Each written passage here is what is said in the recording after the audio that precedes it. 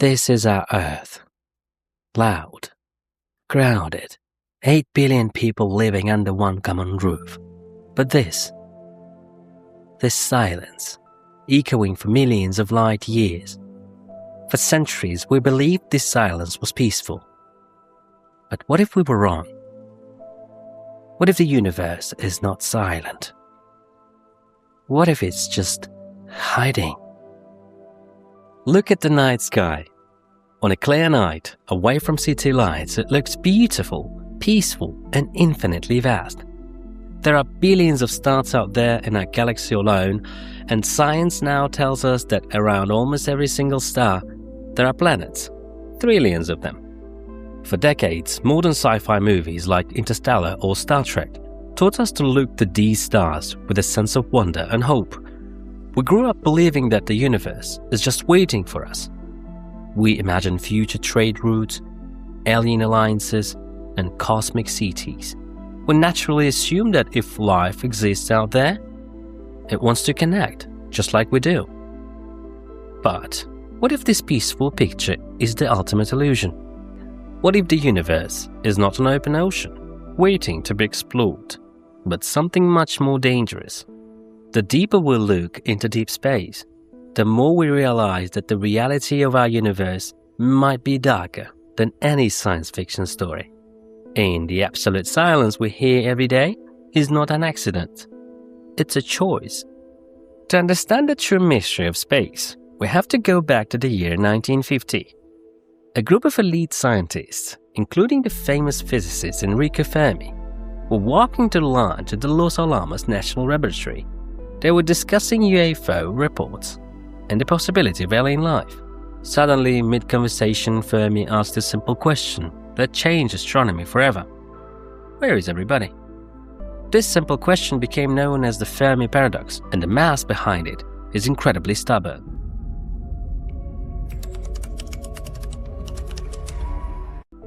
Think about the scale of time and space.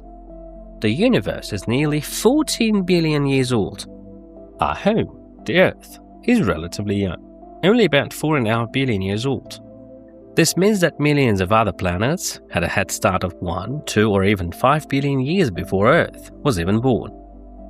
Even if the intelligent life is incredibly rare, let's say only 1 in a million planets develops a civilization, there should still be thousands of advanced civilizations in our galaxy alone. If a civilization is just a few million years ahead of us, they would possess technology we can't even imagine.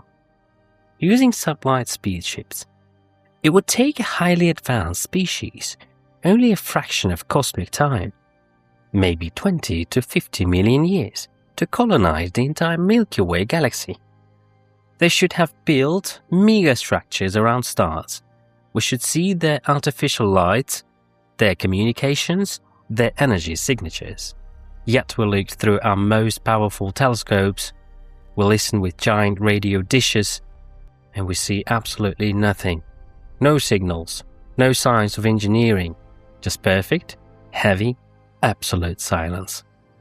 For over 70 years, scientists tried to solve this. Maybe life is too rare. Maybe civilizations always destroy themselves with nuclear war or climate change before they reach the stars. These are popular theories. But there is another answer. An answer that doesn't rely on aliens being stupid or extinct. It relies on them being smart. This terrifying solution was popularized by the sci-fi author Liu Cixin. It's called the Dark Forest Theory. To understand it, you don't need to believe in space monsters or magic. You only need pure, cold logic and the laws of survival. Imagine the universe is a massive, pitch-black forest. Every advanced civilization in this forest is a highly armed hunter. They are moving silently through the trees, trying to survive. In this forest, there are 3 absolute laws of nature that every hunter must follow. Law number 1. Survival is the primary need of any civilization. Law number 2. Civilizations continuously expand and grow, but the total resources in the universe remain limited. This creates a cosmic competition. But the real horror comes from law number 3, the chain of suspicion.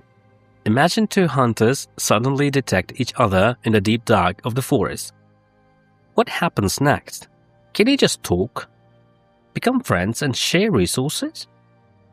In deep space, distances are measured in light years. If you send a message to a newly discovered planet, it might take 500 years to get there, and another 5 years to receive a reply. You can't look them in the eye. You can't read their culture. Therefore, you can never truly know the intentions of another civilization. Are they peaceful? You don't know. Even if they are peaceful today, will they stay peaceful in the future as the population grows and resources shrink? You don't know. And more importantly, even if they are peaceful, do they trust that you are peaceful? No, they don't. This is the chain of suspicion. In cosmic survival, the cost of a mistake is not a bad trade deal. The cost of a mistake is the complete extinction of your entire species. In this brutal logical model, if you are a hunter in the dark forest, you have only 2 choices when you discover another life form. You can try to communicate, show your location, and risk being destroyed by a stronger neighbor. Or you can immediately eliminate them before they have a chance to grow and eliminate you. In the dark forest, the most rational intelligent choice is absolute silence. To hide, to stay as quiet as possible.